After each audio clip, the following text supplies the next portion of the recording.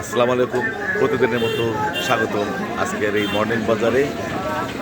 এখন ঘুরে ঘুরে দেখব কী কী এই বাজারে পাওয়া যাচ্ছে, দাম জানবো এবং জানাবো আপনাদের। শেষ পর্যন্ত থাকুন আমার সাথে। এই পপটা কত করে কেজি?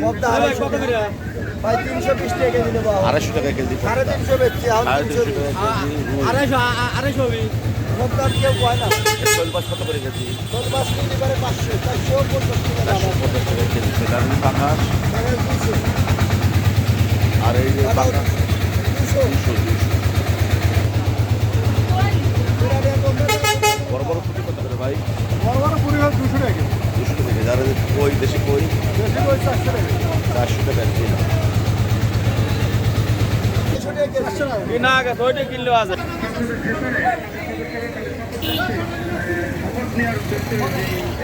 দেশি কই কত করে কেজি? কত করে কেজি? 550। 550 টাকা কেজি দেশি কই। আমাদের এই মর্নিং মার্কেটে বড় বড় দুইটা চিতল মাছ দেখতে পাচ্ছি। একদম শ্বশুরবাড়ি নেওয়া হচ্ছে চিতল মাছ।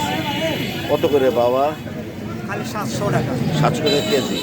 এক কয় কেজি আছে? 3.5 কেজি, 3 কেজি। 3.5 KG, 3 KG. এটা শীতল চলে না।